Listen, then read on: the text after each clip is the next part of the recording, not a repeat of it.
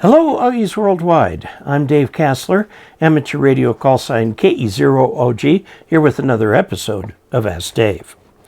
Today's question comes from Urban, Delta Kilo 5 Uniform Alpha in Germany. And he says, what kind of mic do you recommend for ham radio? He's working on HF with his Yaesu FTDX 3000. It's a radio I have used in the past. It's a wonderful radio, together with a foot switch and an old German Sennheiser MD21 dynamic mic. The reports I've got are better than the original handheld mic, the MH31, and I want to keep my hands free for logging with PC. Any better solution? Well, absolutely there is. I got to tell you, my favorite mic of all time is this lollipop mic right here. It's an A-Static D104, and you actually buy the stand and the mic separate, except that they're not produced anymore.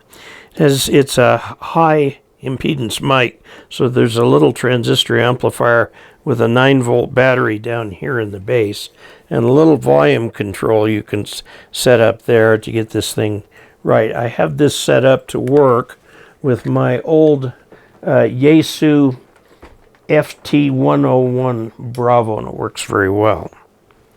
Now, there are many mics that you can use, and it sounds to me like what you want is a headset. Okay, a headset with the earphones and the microphone down in front.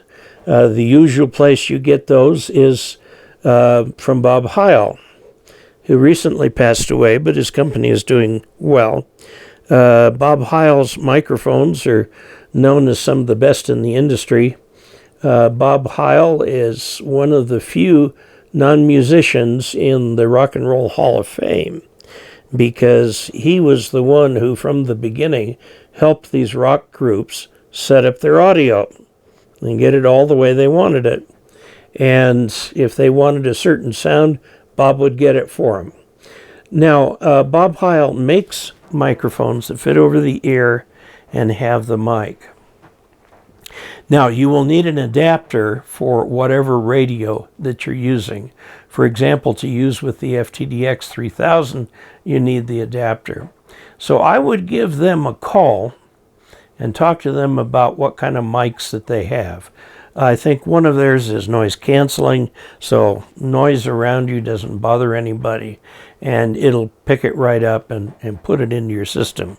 Now, things to think about.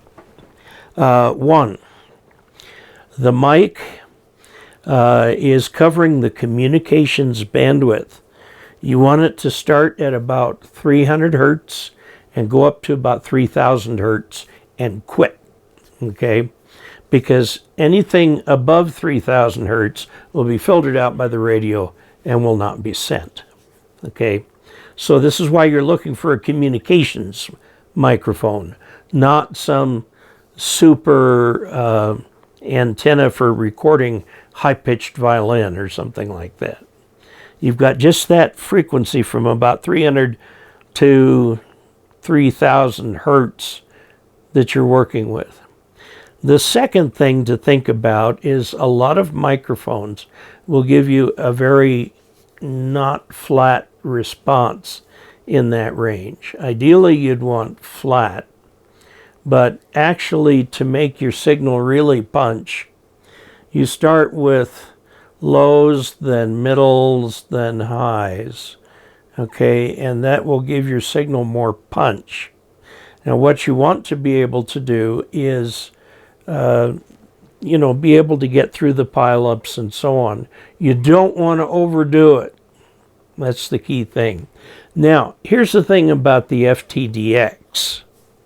The FTDX has built-in audio shape filters you can do for low, medium, and high. When I say low, medium, and high, you can choose the center frequency and the width.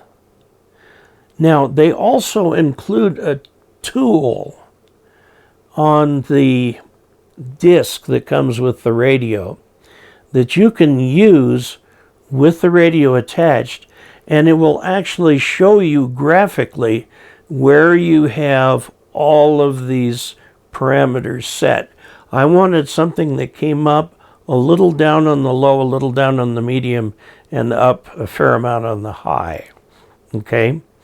And then, of course, you get one of your friends to listen to what you're doing and seeing if it's okay.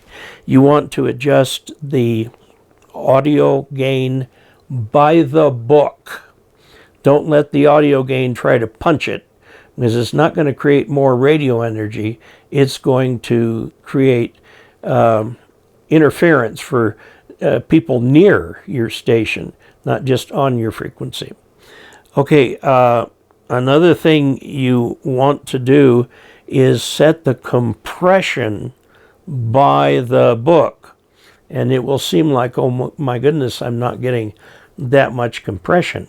But if you look at a peak reading meter, you will find that when you have the compression set up properly, you have about twice the bang for the buck in terms of that audio punchiness, okay? And so if you have somebody listen to you, you should get reports of, wow, you've got good audio. Now, they have no idea what you really sound like. So don't worry about that. Just do your thing and enjoy that radio. I've got my radio set up so that it's always the same. It's always got compression on. It's always got same audio gain. It's already got the filtering on. And that's what everybody thinks is my natural voice. Okay, because I haven't overdriven the thing. The ARRL and I suppose the DARC are both working on a clean signal initiative to try and get people not to overdo their mic gain or their compression and things like that, because it creates splatter on the rest of the channel. Once you've achieved the optimum point on your audio, adding audio is only going to make things go downhill. There is an optimum point in there, which is to do it the way the book manual describes it, and then you'll be in very good shape. For the Bob Heil microphones, call DX Engineering, which advertises in every QST, and talk to them about headsets. Okay, the Pro 6 is a good one. There are several others in the Pro line that you could take a look at. And DX Engineering will steer you straight to the one that is plug-in compatible or with the right adapter for your FTDX 3000. And don't forget what I said about tuning your output for maximum punch, at the same time sounding natural. So there you have it. Good luck in your project. Like to hear you on the air. And until we next meet, 73.